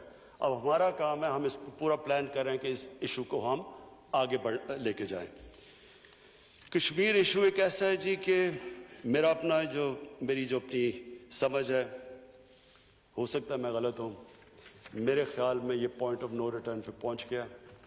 ہندوستان جو 8 لاکھ فوج وہاں رکھ کے ان کو دبانے کی کوشش کر رہا ہے، یہ انسسٹینیبل ہے. اور اس نے کیا کہ کشمیریوں کو بالکل ایلینیٹ کر دیا ہے. اب کوئی بھی لیڈرشپ جو پرو انڈیا ہوگی وہ کشمیر میں چل ہی نہیں سکتی. بندوق کے زور پہ وہ کتنا چلے جائیں گے؟ 80 لاکھ لوگوں کو اس طرح دبا کے یہ انسسٹینیبل ہے.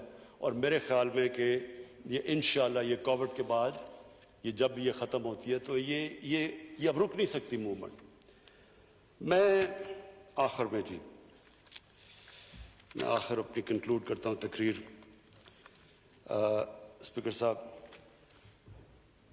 کوئی بھی قوم ایک ویژن کے بغیر نہیں چلتی.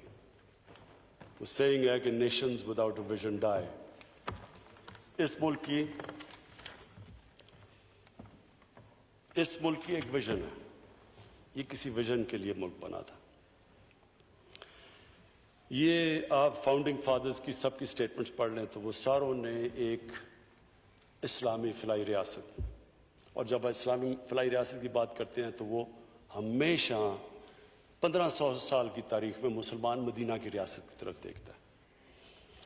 میری اور میری پارٹی کی وہ ہے ویژن کہ ہم نے پاکستان کو مدینہ کی ریاست کے اصولوں پہ کھڑا کرنا ہے. اب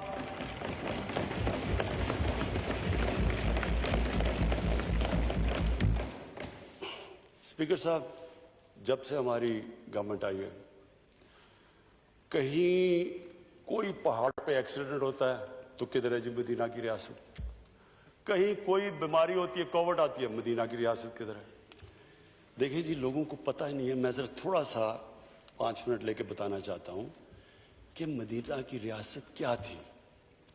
اور میں یہ چاہتا ہوں کہ ہمارے سارے بچوں کو اللہ ایمان کسی کو دیتا ہے وہ ایک اللہ کی، صرف اللہ کے پاس ہے.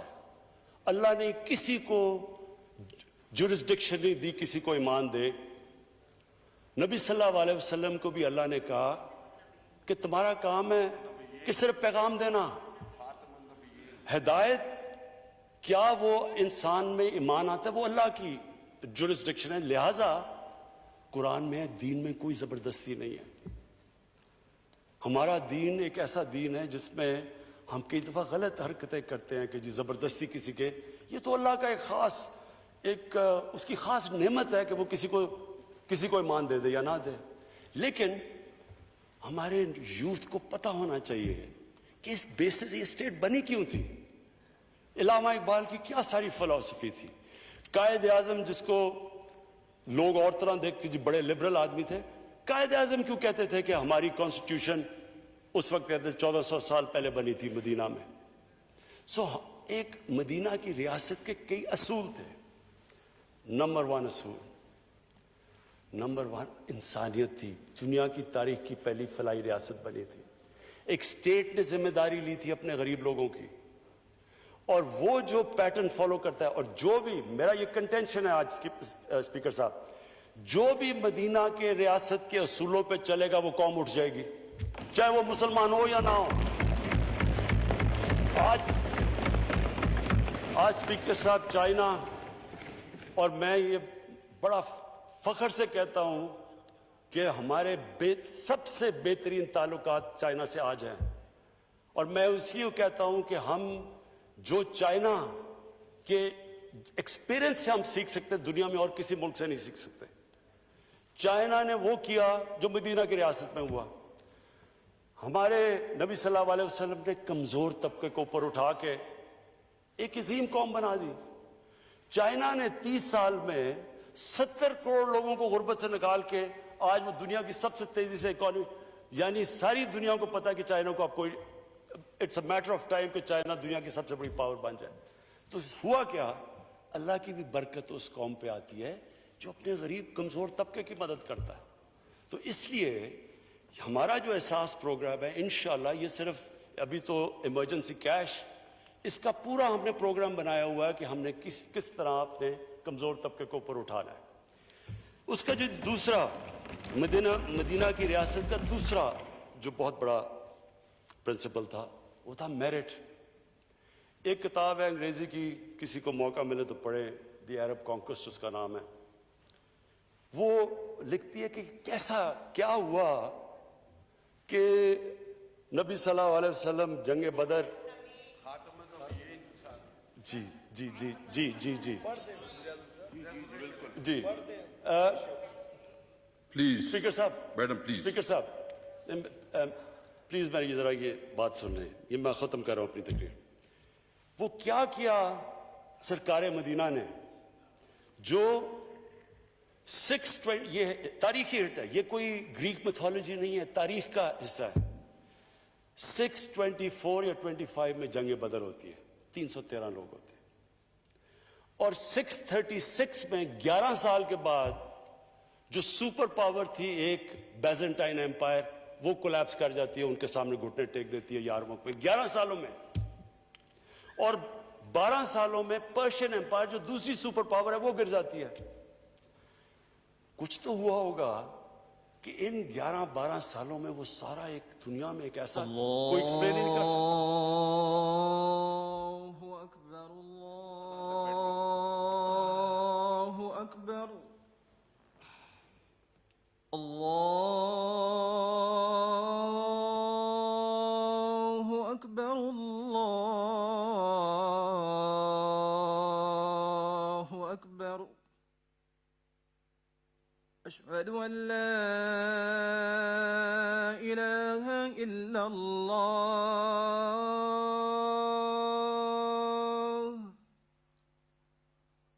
اشہد ان لا الہ الا اللہ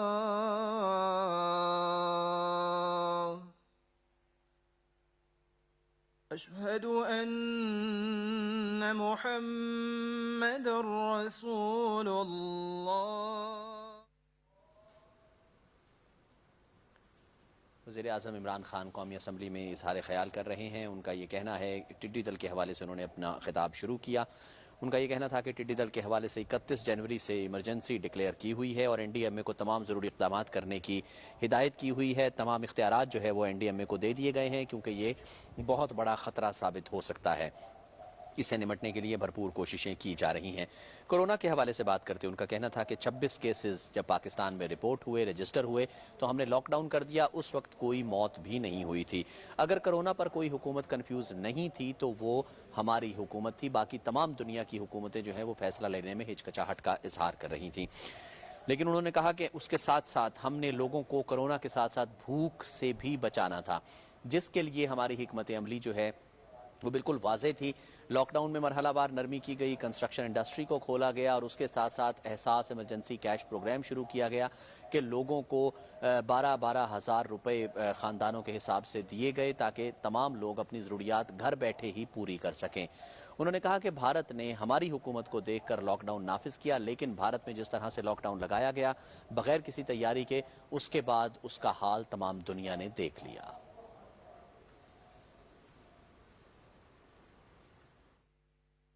جی میں صرف یہ کنکلوڈ کر رہا ہوں کہ وہ ایک فنومینا تھا. ہمارے سارے یوتھ کو ہماری یونیورسٹیز میں ہمارے بچوں کو پڑھانا چاہیے. لوگوں کو پتہ ہی نہیں ہے وہ کیا ٹرانسفارمیشن ہوئی کہ ایک قوم جس کو کوئی پوچھتا نہیں تھا، 2 ایمپائر سے وہ قوم دنیا کی امامت کرنا شروع کر دیا. 30 سال کے بعد، یعنی مدینہ کی جو ہجرت ہوئی 623 میں، اس کے 30 سال کے بعد وہ دنیا کی سب سے عظیم پاور بن گئی. تو کیا ہوا؟ تو قرآن میں ہمیں اللہ کہتا ہے کہ ان کی زندگی سے سیکھو، ان کی سنت پہ چلو. تو مدینہ کی ریاست ان کی سنت تھی. انہوں نے کیوں ہمیں، اللہ نے جو قرآن میں ساری چیزیں ہماری بہتری کے لیے ہیں، تو اس قوم کی بہتری کے لیے بھی وہ جس طرح علامہ اقبال کہتے ہیں کہ مسلمان اٹھتا ہی تب ہے جب وہ ان پرنسپلز پہ چلا جاتا ہے.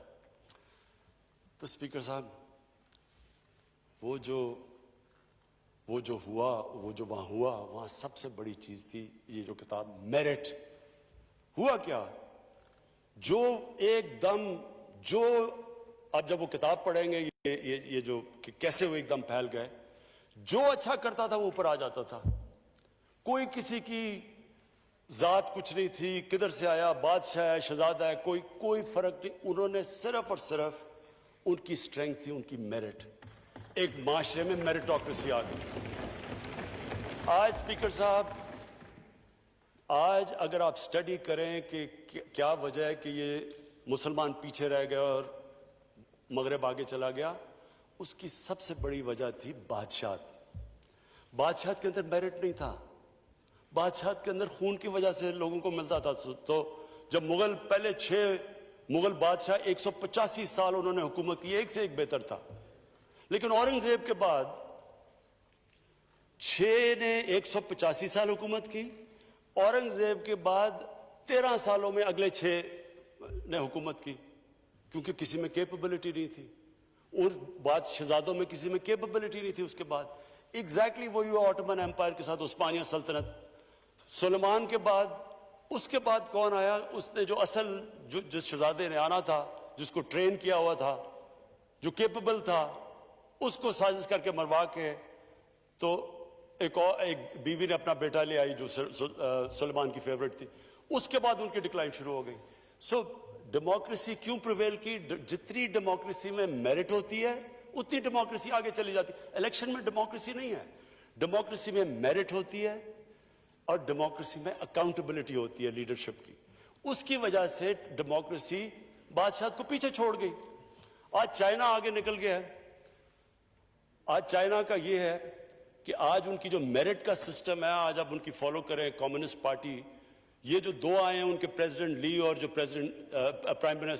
پریمیئر لی اور پریزیڈنٹ، 40 سال انہوں نے گاؤں سے اٹھ کے اوپر آئے ہیں۔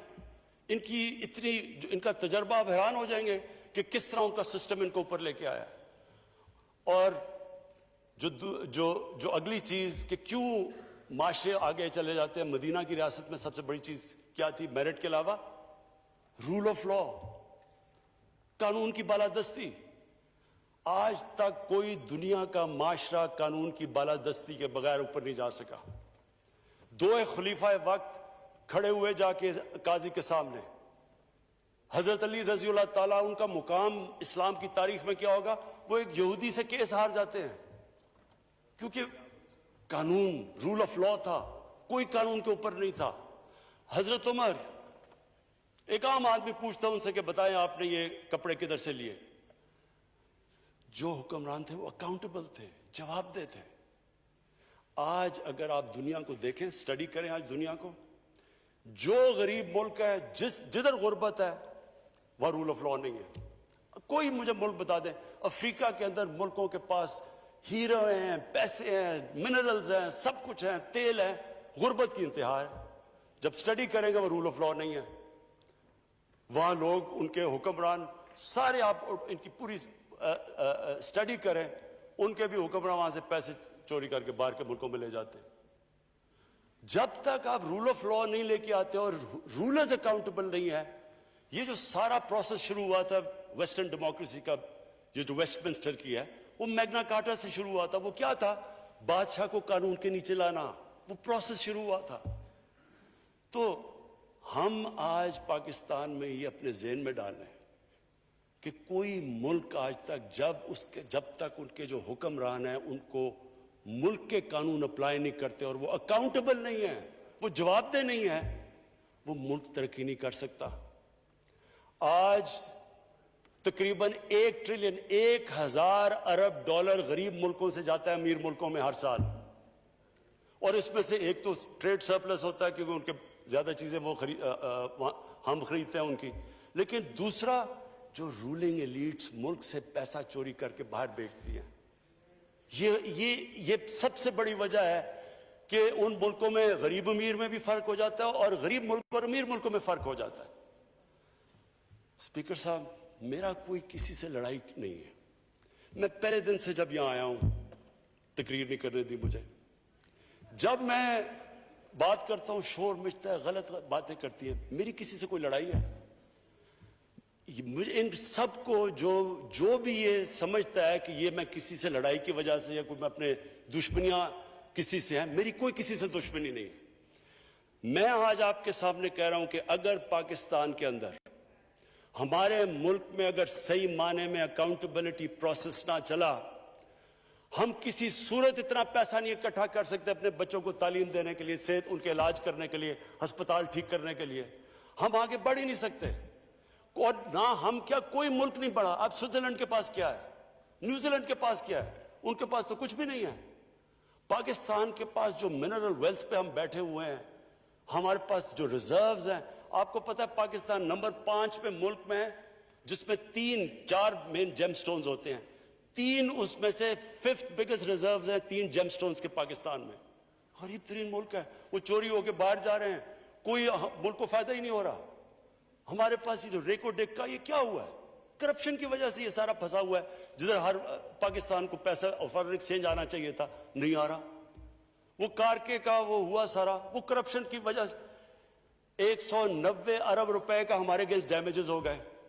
میں تو شکر کرتا ہوں پریزیڈنٹ اردوغان کا کہ انہوں نے بیچ میں پڑھ کے ہمیں وہ معاف کروایا, نہیں تو ہمیں 190 ارب اور پڑ جانا تھا.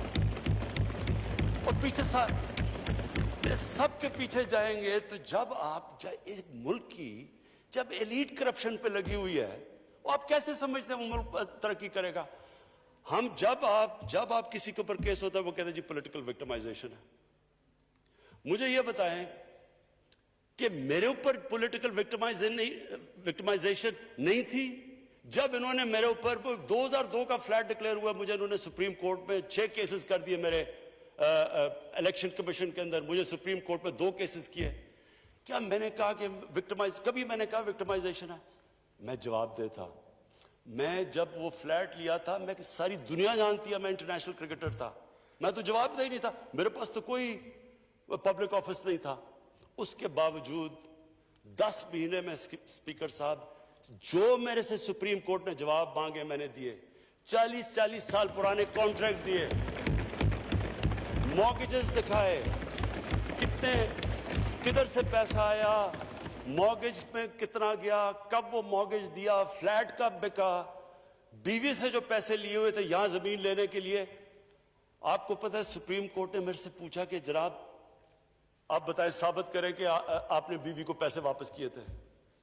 وہ بیوی نے ای میل دے رہی ہے کہ ہاں اس نے پیسے واپس کیے تھے. انہوں نے کہا نہیں ثبوت دو. یہ کبھی ہوا ہی نہیں ہے ایسے کہ وہ بیوی کہہ رہی ہے پیسے, وہ کہتے نہیں. بینک سٹیٹمنٹس نکال کے دی 15 سال پرانی جو میرا ٹرانزیکشن بیوی کے ساتھ تھا, منی ٹریل دی, سارا جو پیسہ وہاں سے حلال کی کمائی کا باہر سے پاکستان لے کے آیا اس کی منی ٹریل دی. اسپیکر صاحب کوئی میں نے کمال نہیں کیا. یہ ہر اس ملک میں جس میں جنون ڈیموکریسی ہے وہاں ایک لیڈر کو جواب دینا پڑتا ہے, کیونکہ وہ امانت دار ہوتا ہے, وہ پبلک کے پیسے کا امانت دار ہوتا ہے. یہ کوئی وکٹمائزیشن نہیں ہے. اور یہ جو نیب ہے یہ ہم نے تو نہیں نیب بنائی, ایک آدمی ہم نے بھرتی نہیں کروایا. نیب تو پرانی ہے, 90% کیسز بھی پرانے ہیں, لیکن گالیاں ہر روز مجھے پڑتی ہیں کہ جناب دیکھیں عمران خان نے یہ کر دیا وہ کر دیا. دیکھیں اسپیکر صاحب, میں چاہتا ہوں کہ ہماری پارلیمنٹ چلے, میں چاہتا ہوں کہ ڈبیٹ ہو صحیح, کیونکہ ڈبیٹ کے بغیر آئیڈیاز تراشے نہیں جاتے. ڈبیٹ سب سے امپورٹنٹ چیز ڈیموکریسی کی اکاؤنٹیبلٹی اور میرٹ کے بعد تیسری چیز ہے وہ ڈبیٹ ہوتی ہے. ڈبیٹ سے کیا ہوتا ہے؟ اب دیکھیں انگلینڈ کے اندر بریکسٹ, کوئی بھی نہیں سمجھ رہا تھا کہ اتنے 2 عالم ملک ڈیوائیڈ ہو گیا, ایک کہتا رہنا ایک کہتا نہیں رہنا, لیکن انہوں نے کس طرح ڈبیٹ کے بعد ایک ملک اکٹھا ہو گیا. یہ سب سے بڑا کمال ہوتا ہے. یہاں ڈبیٹ ہی نہیں ہو سکتی, جب بات کرو وہ شروع ہو جاتے ہیں کہ جی وہ نیب نیازی نیکسس یا کبھی کچھ شروع ہو جاتے ہیں. یعنی اس طرح تو دیکھیں نا اسپیکر صاحب, میں نے تو نہیں نیب بنائی. پوائنٹ یہ ہے کہ کیا فنڈامنٹل پرنسپل یہ ہے, کیا ہمارے جو اقتدار میں لوگ رہتے ہیں وہ جواب دینا چاہتے ہیں اپنی ویلتھ کا یا نہیں دینا چاہتے؟ اور اگر وہ نہیں دینا چاہتے تو باقی کیوں دیں گے؟ آپ جو کلچر ہوتا ہے وہ اوپر سے سیٹ ہوتا ہے. وہ کہتے ہیں fish rots from the top. جب اوپر سے خراب ہوتا ہے سارا معاشرہ نیچے تک تباہ ہو جاتا ہے. کرپشن کا اسپیکر صاحب نمبر 1 پرابلم یہ ہوتا ہے کہ ملک میں جو پیسہ ہیومن ڈیولپمنٹ میں جانا ہوتا ہے وہ لوگوں کی جیبوں میں چلا جاتا ہے. نمبر 2 پرابلم یہ ہوتا ہے کیونکہ چوری کا پیسہ ہوتا ہے وہ ملک میں نہیں آپ رکھ سکتے, وہ آپ کو ملک سے باہر بھیجنا پڑتا ہے. وہ سیکنڈلی وہ, اور جب آپ پیسہ باہر بھیجتے ہیں ایسٹیمیٹ لگایا جاتا ہے $10 ارب پاکستان سے منی لانڈر ہوتا ہے ہر سال. یہ اسٹیٹ ڈپارٹمنٹ کا امریکہ کا ایسٹیمیٹ ہے. تو یہ جب $10 ارب باہر جاتا ہے تو ہمیں جا کے IMF سے 6 ارب کا قرضہ لینا پڑتا ہے. جب آپ کا ملک کا پیسہ باہر جاتا ہے وہ پیسہ ملک میں خرچ ہو تو یہاں ہم روزگار دے سکتے ہیں, وہ باہر چلا جاتا ہے. اس کے بعد روپے پہ زیادہ پریشر پڑ جاتا ہے. اس کے بعد جب آپ کرپشن کرتے ہیں آپ کو ادارے توڑنے پڑتے ہیں آپ کو. اب یہ کیا ہوا شوگر, اب میں صرف لاسٹ ختم کرتا ہوں. شوگر, اس شوگر کیا ہوا, شوگر انکوائری میں کیا چیزیں سامنے آئیں؟ یہ شوگر انکوائری پاکستان میں لینڈ مارک انکوائری ہوئی ہے. چینی کی قیمت بڑھ گئی. چینی کی جب قیمت بڑھی ہمیں لوگوں نے کہا کہ جناب آپ سب ذمہ دار ہیں. ہم نے انکوائری کر دی. انکوائری کے اندر سرسری رپورٹ آئی. ہم نے جب سرسری رپورٹ آئی تو اس سے کنکلوسیو, اس رپورٹ کیا آئی پتہ, سب سے پہلے یہ ذرا کمال کی چیز سنیں کہ جب ہم نے پتہ چلوایا کہ جناب یہ چینی کی قیمت کون ڈٹرمن کرتا ہے, کیونکہ یہ قیمت جو بڑھی ہے, وہ کہتے ہیں جی شوگر مل ایسوسی ایشن فیصلہ کرتی ہے چینی کی قیمت کیا ہونی چاہیے. جنہوں جو فائدہ اٹھا رہے ہیں وہی فیصلہ کر رہے ہیں. جب ہم نے فورینزک اس کی آڈٹ کی, اسپیکر صاحب اس میں جو چیزیں نکلی, اسی ایک کیس کو لے لیں تو آپ سوچ لیں کہ پاکستان سے ہو کیا رہا ہے. سب سے پہلے کیا چیز نکلی, 29 ارب روپے کی 4 سالوں میں سبسڈی لی انہوں نے, اور ٹوٹل ٹیکس ساری شوگر ملز نے 9 ارب روپے کا دیا. ساری شوگر ملز نے مل کے 9 بلین روپیز کا ٹیکس دیا. سیکنڈ چیز کیا سامنے آئی کہ جو بیچارے کسان تھے ان سے کس طرح ان کو پریشرائز کر کے فرنٹ مین کٹوتی کرتے ہیں. ان کی پرائس سیٹ ہوتی تھی 180 کتنی, ان کو ملتی تھی 140 بیچ میں. اپنے ہی شوگر ملز کے ٹاؤٹ جا کے وہ پیسہ وہاں بچ جاتا تھا. پھر پتا چلا کہ جو شوگر سٹاکس پڑے ہوئے ہوتے تھے وہ صرف 60 to 70% ڈکلیئر ہوتے تھے, باقی 30% آف بکس جاتے تھے. بلین یعنی اربوں روپے کا وہاں فائدہ ہو جاتا تھا, سیلز ٹیکس بچ جاتا تھا. پھر پتا چلا کہ جناب جو چینی ایکسپورٹ کی جاتی ہے ریبیٹ تو لے لیتے تھے. یہ ذرا سنیں, پتا چلا کہ وہ چینی 70% افغانستان جا رہی ہے. جب دیکھا تو وہ افغانستان اس میں سے تھوڑی سی, باقی چینی واپس آ جاتی تھی. ریبیٹ بھی لے لیتے تھے, سیلز ٹیکس بھی بچا لیتے تھے.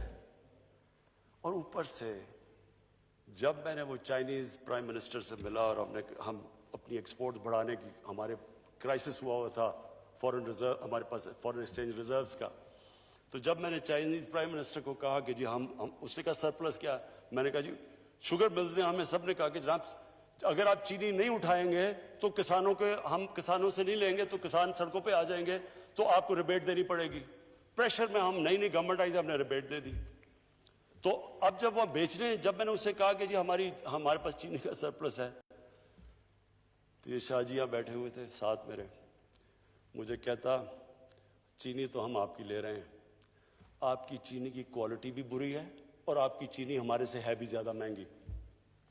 تو اسپیکر صاحب یہ ہے ایلیٹ کیپچر اس ملک کا, یہ ہے المیہ. اور یہ میں آج آپ کو بتا رہا ہوں, یہ جیسی جیسی ہم کھولتے جائیں گے آگے, یہ آپ دیکھیں گے کہ یہ سارا ملک میں ایسے ہو رہا ہے. جو لوگ اوپر بیٹھے ہوئے ہیں وہ نہ ٹیکس دیتے ہیں, عوام کو بھی مہنگی چیزیں دیتے ہیں, مونوپلیز ہیں. سارے جتنے اسٹیٹ کے ادارے تھے, جتنے ریگولیٹرز تھے, S C C P, competition commission of Pakistan, F B R, سب ملے ہوئے تھے. انہوں نے 2 بکس رکھی ہوئی تھی. ایک بک کے اندر کہ وہ جو آفیشل ہے, دوسری بک کے اندر باقاعدہ رکھا ہوا ہے کہ کین کمشنر کو کتنے تنخواہ جا رہی ہے, وہ ایف بی آر والے کو کتنے پیسے جا رہے ہیں. باقاعدہ کتابوں میں لکھا ہوا ہے کہ ساروں کو رہے تھے. تو میں صرف یہ کنکلوڈ کرتا ہوں, اسپیکر صاحب اپنی اپوزیشن سے بڑے ریسپیکٹ سے کہنا چاہتا ہوں, میری کوئی کسی سے دشمنی نہیں ہے, نہ بدلہ لینا چاہتا ہوں. میں صرف بلیو کرتا ہوں کہ ہمارا ملک, اللہ نے اس کو اتنی نعمتیں دی ہیں, اللہ نے اس سے کیا کیا چیزیں نہیں ہمیں دی, لیکن جب تک اس ملک کے رول آف لا مینس کہ every one is equal of law, جب تک رول آف لا اور لیڈرشپ کی اکاؤنٹیبلٹی نہیں ہوگی, ہم بھی وہی سارے بنانا ریپبلکس کی طرح ایک سمندر ہوگا غریبوں کا اور بڑے سے لوگ ہوں گے. شکریہ. وزیر اعظم عمران خان قومی اسمبلی میں اظہار خیال کر رہے تھے. ان کا کہنا ہے کہ پاکستان کو اوپر لے کر جانا ہے, ان کی کسی سے کوئی دشمنی نہیں ہے, ان کا مقصد صرف اور صرف پاکستان کو اور پاکستانیوں کو خوشحال بنانا ہے. وزیر اعظم عمران خان قومی اسمبلی میں اظہار خیال کر رہے تھے ٹڈی دل کے حوالے سے, اس کے بعد کورونا وائرس اور اس کے بعد فارن پالیسی پر پاکستان کی جو صورتحال ہے. انہوں نے کہا کہ اسی وقت ہو سکتی ہے پاکستان میں میریٹوکریسی کا فروغ ہو، دور دورہ ہو، اور جمہوریت میں جب تک کسی کو قابل احتساب نہیں تصور کیا جائے گا اس وقت تک جمہوریت ترقی نہیں کرے گی اور ہمارا پیارا ملک ترقی نہیں کرے گا۔